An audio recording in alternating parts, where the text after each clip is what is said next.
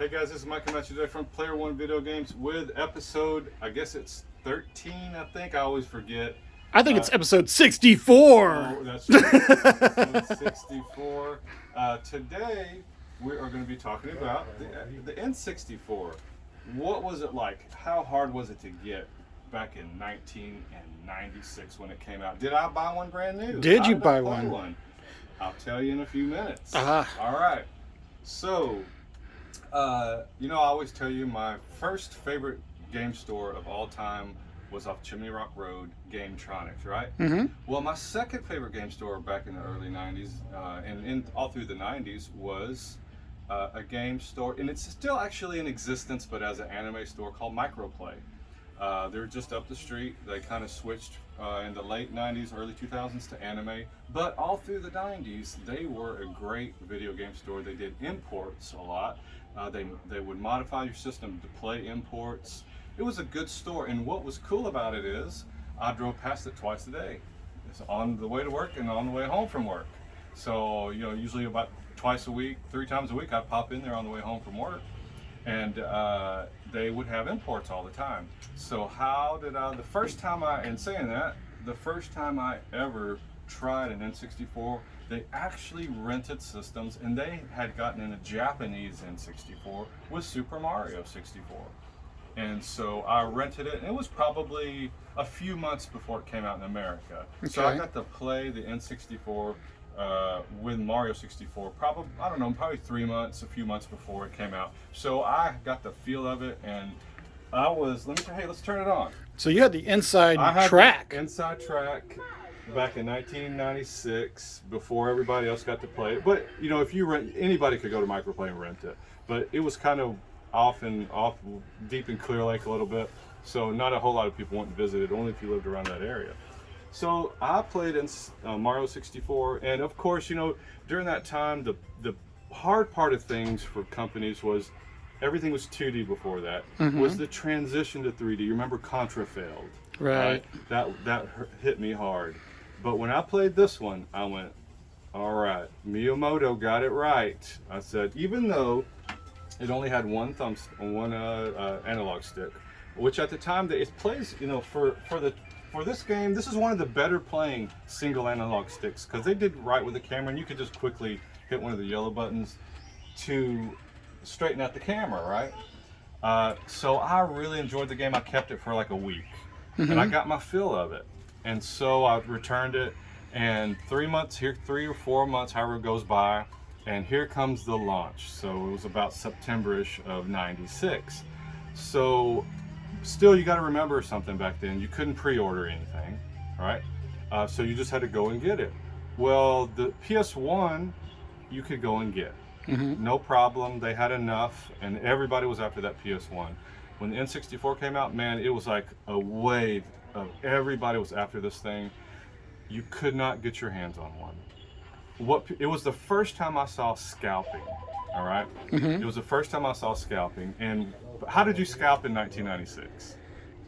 You mean just besides hanging out at the beginning of the store? Besides hanging out at the video game store, you looked in the newspaper and you saw for sale. Oh, that's right. For sale, for a whole roll of N64s for like $100 over asking, right?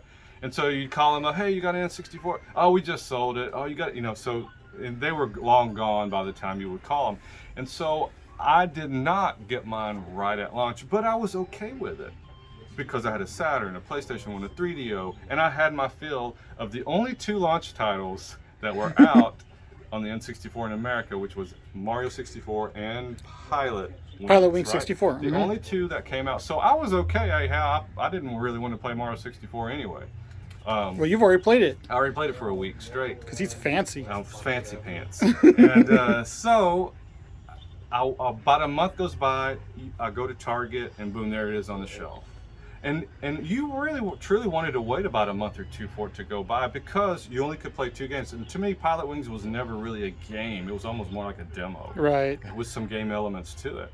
So the only thing you could play was Mario 64, kind of a weak launch title, right? Mm-hmm. So, was I impressed with the N64 when it came out? Yes, it was very colorful.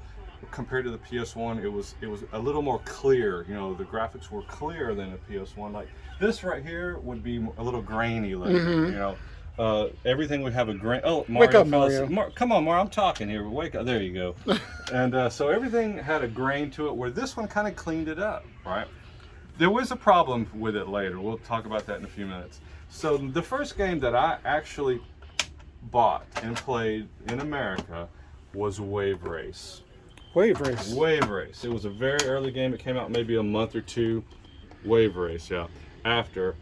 And I was... Whoa, did that just have CD quality just coming out of a cartridge, though? I tell you what, the sound was better than PS1 to me back then.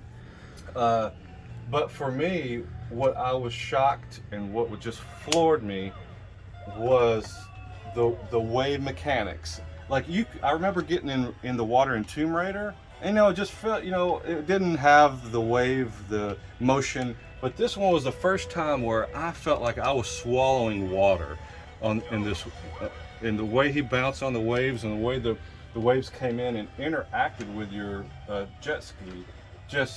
It really wowed me, and that showed me, okay, this N64 is something here. It's got some good power, and it is a great complement to my PS1.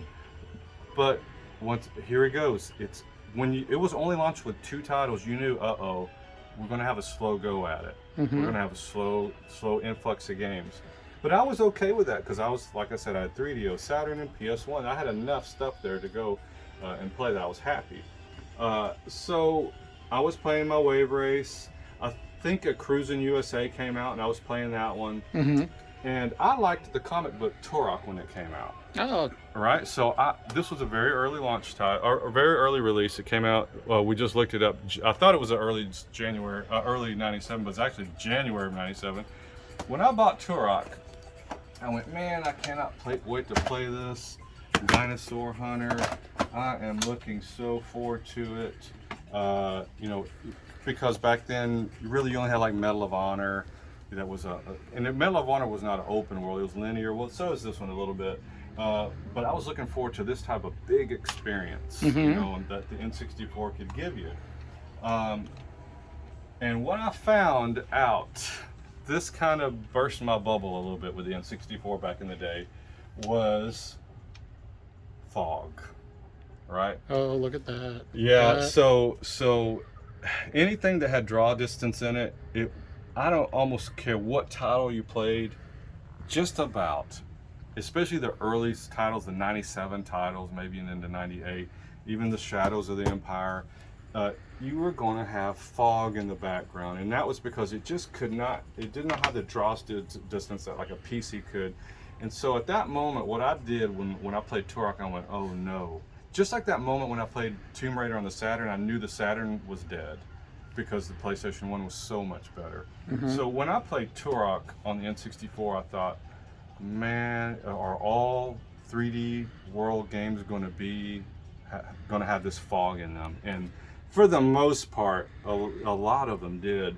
Big titles, did too. So it kind of, like I said, burst my bubble a little bit, and I kind of fell out a little bit.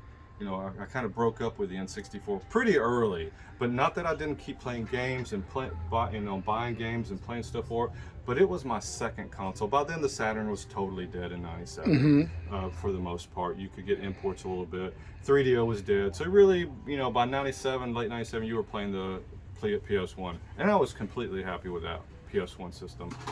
And the N64 was a great secondary system to me. So that's how I treated it, as a secondary system. And so that's kind of how I was dealing with it. And I was looking forward to certain titles. Like I was looking forward to Ocarina. No, it's not Ocarina, and Majora's Mask. And I was looking forward to the first party game. When South Park came out, South Park, it was just like playing the cartoon. Do I have the South Park open? No, that's okay. But Starfox on the Super Nintendo, I liked that game a lot. It didn't totally, wasn't amazing to me, but I thought it was really, really good game. But when the Starfox came out for the N64, I thought this was how I wanted the Super Nintendo Star Fox to be. So, we didn't clean that one, did we? Let me give it the old blow, ready? Do not try this at home. Don't try that at home. Let's see if that works. There we go. See, I still got the device, right? Don't try that at home. So the Star Fox 64 to me really showed, hey, this system's fast. You know, if you got good programmers, you know, if you got Nintendo first-party programmers for it, what they could do with it. And so it made me go, all right, hey, this is great again a little bit. So I was kind of like, it was like a bad girlfriend. You know, you break up with her, you go back with her. That's how I treat her. You break up, let's get back together. You know, I'm like, okay, Star Fox, yeah, let's get back together again. He found her on Nintendo. Yeah, that's right. That's it. So, but this game to me was what I wanted the original Star Fox to be. So it evolved really, really well. I loved it. Yeah, that looks pretty good. No, it looked great. It played great. Well, see, I don't even want to talk while I'm playing this one. But so this one kind of got me back into playing a little bit. And another one, F-Zero X. I did not like the first F-Zero. What? You didn't like? I did not like the first F-Zero. Really? I thought it was boring. You know, I think I kind of mentioned that in the Super video. But when I played this sucker, the speed of it, you know, and everything was great. Oh, should I show it to everybody? Yeah, sure. Why not? Let's do it. Let me open this. Let's do an unboxing too. Ooh, nice. Nice. I always hate opening these boxes. I'm bad. Oh, we taped that in. How's that one taped? There we go. So Sealed for your protection, Mike. To me, I thought the racing games were great. If it was a racing game on this, like I love F-Zero X. Another one, even to this day, Star Wars Episode 1 Racer. God, I love the control in this. And there might be a touch of fog on this one, but let's play F-Zero X for a minute. This is one of my go-tos on here all the time. Yes, I'm playing novice. That's fine. All right. We won't hold it against you this time. Yes, I'm playing Captain Falcon. Here we go. So, to me, when you play this one in like the GameCube version, they're very similar playing, and although I like the GameCube version a little bit better, to me, this one, see how you have just a little bit of fog there, but on racing games, it's not as bad when you're looking ahead, you know, because you're kind of focusing on things a little bit more. But for me, the racing games were good. I loved F-Zero X. Even now, to me, I like Star Wars Episode 1 Racer. It's my favorite, one of my favorite top games on this system. Is going to be, I'll probably play this one almost more than anything on here. I'll still play Wave Race. I'll still play Goldeneye sometimes. But when this one just has even better control than F-Zero X, in my opinion. So if you've never played this one's a little underrated if you've never tried it. But it still looks great. I mean, it has some fog way up there in the distance, but it's just the control on it is just so amazing. I love this. It's just such a unique racer, you know. But I love this one. It's really, really good. Like I said, South Park was like playing the cartoon. It was great. Quick story on Yoshi's Story. I was excited about this, right? Okay. I think it was the first time you really got to play as Yoshi. I think this is like the first, total Yoshi game. So I popped it in the system, and I was playing it for a minute, and my first wife, she saw it, and she went, I gotta try that. So I gave her the controller, and I never got it again. Oh, no. And that's when I realized, at the same time, when she did the same thing when Majora's Mask came out, but I started playing my own level on that one.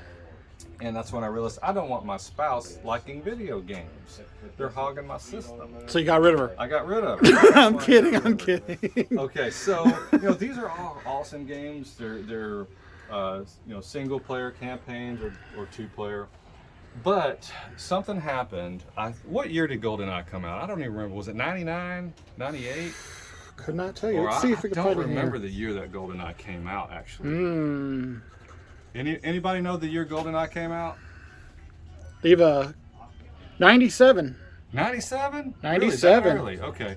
So when Goldeneye came out, I played the campaign. And I was like, man, this is a great campaign, great control. It was fun. It was like the movie. I didn't have friends during this time, right? I was married. Right? So I remember my ex-wife's friend came over, and her boyfriend came over, and he said, hey, let's play the dual player, the multiplayer. I didn't even know it existed. I mean, I knew it was on there. I didn't know how it existed. Gotcha. Until like a month later. And so he showed me, and we were playing. I was like, oh my God, this is like hooking up Xbox Halo 2 networked right. At the same time.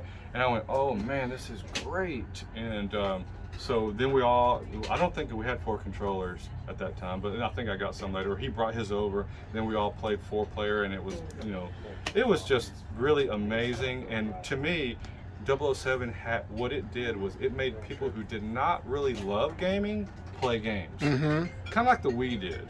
The Wii had a lot of people, it cast a broad net. Right. It had people play games who didn't normally play games or talk about games. This one, it was a lot of people's only game they played was 007. And what's great is that you didn't have to have like a special tap or anything like that. Look, the system already has 4 ports. Yes, that's exactly right. And so it was a special moment when the GoldenEye came out. And this, the sound was great.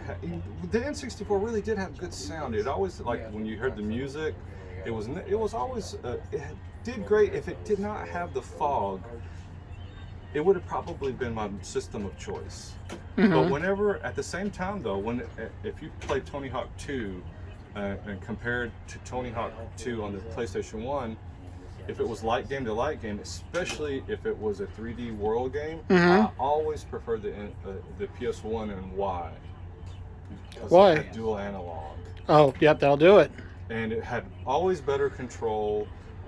Even though maybe the graphics were a little grainy on the PS1, it was a little clearer. I preferred the control at that time compared to the graphics at that time. And plus, you could buy most PS1 games for $39, $49. And the N64 cartridges, I remember this sucker right here being like $74.99. Yeah, I mean, look at this. Look at this.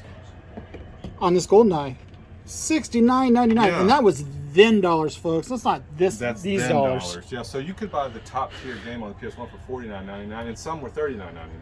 So a top tier game on there was $69 or $74, and so it was kind of pricey. You were not paying double, but sometimes you were paying close to double for a top tier game.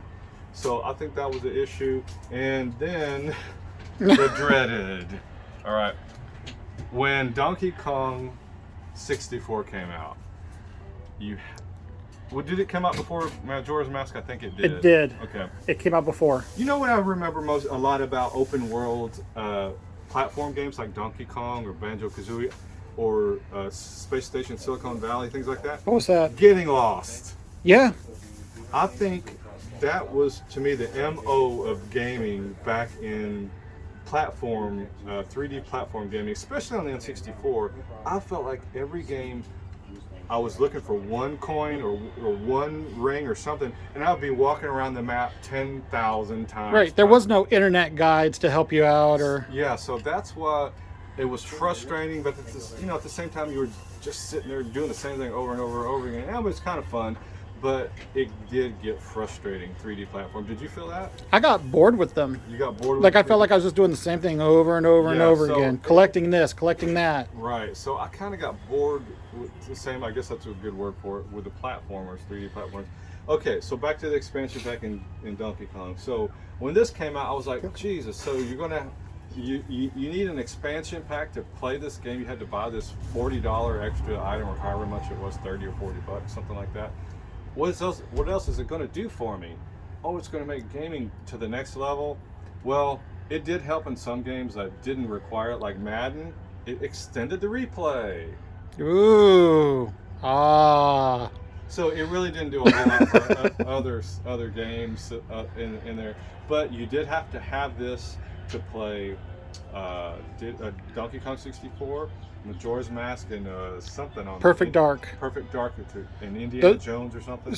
There was like another one that was like, it was either unreleased or it just didn't come out in America. But yeah, there were only like a handful of titles that absolutely had to have it. Yeah. So You know, so I got it, of course, and I popped it in there, and I don't remember it doing much for other games that I owned, except for when I played Madden, it extended the replay. I said, wow, it goes all the way to the touchdown now. So instead of just half the field. What about did I have major disappointments in games and stuff? I think my major disappointment, it was the fog. The overall fog in the backgrounds on some games. It really put a damper on the gaming for me personally. And I don't know, did you feel that way at all? I was already invested in PlayStation 1 at that point. Okay. That, N64 was like, oh, that's great. That's for the kids. Okay. Speaking of for the kids, Super Smash. What did I think of Super Smash? What did you think of Super Smash, Mike? I know it sounds funny. You got to remember, I was almost 30 probably by the time this came out. I thought it was a children's fighting game. I never tried it, and I looked at it. I said, "Oh, it's just cool. It's a fighting game for kids, for elementary school kids." Right. I didn't know the dynamic of it. You know how exact you had to be in the game and stuff. So I never played this. I was playing Tekken or Street Fighter or Mortal Kombat. I was into those. I was older. And I really didn't even, believe it or not, I didn't even know this was a thing that adults played until I opened this store. The advertisement did not help with that. Yeah. So when I found out this was a thing, when we first opened, Game Crazy's manager, the Game Crazy was still open, came over. He said, "Hey, let everybody know that we're having a Smash tournament. Next weekend." I said, "Why are you having a Smash tournament? Why not a Tekken tournament or a Street Fighter?" He goes, "No, Smash is the most popular tournament." I went, "What? What? This children's fighting game?" So, hey, Mike, let's do an unboxing on that Smash. Most people don't get to see the original Smash. Okay. This is where it all began on Smash. This is the very first one, right? We got a little creasing right there, but the front looks really, really good. This is for you folks who've never seen a Smash box. N64, they're still doing that paper boxing. Yeah. So, we have the manual. Some dog ears here. Let's look at the manual real quick. Look at that. Instruction booklet's looking pretty good. That's fun. See, I wish we'd go back to that. Yeah, let me open the other side so I can get the cartridge out. I know, I do miss manuals. I like them. So this is looking good here. Look at that. Unboxing going on. All right, guys. So, hey, saying all that, what you got any comments to make? No, my mom says if I don't have anything nice to say, don't say anything at all. So, all right, guys. I was never a big N64 fan, guys. Sorry. Leave your hate mail in the comment section. Oh no. Well, you know what? My name is Twan. That's right. I'm going back to playing some Star Wars, guys. So, hey, if we have all this stuff for sale in stock, all these games are for sale. We have a lot of boxed games there. A lot of loose games. We have systems in stock. Hey, and don't forget the colors that the N64 has to offer. We have the jungle green, and we have the teal version up there too. So, and the gold Toys R Us. Gold Toys R Us version. That's great. So hey, saying all that, thanks for watching this episode. Come on down to Player One. It'll be a great time.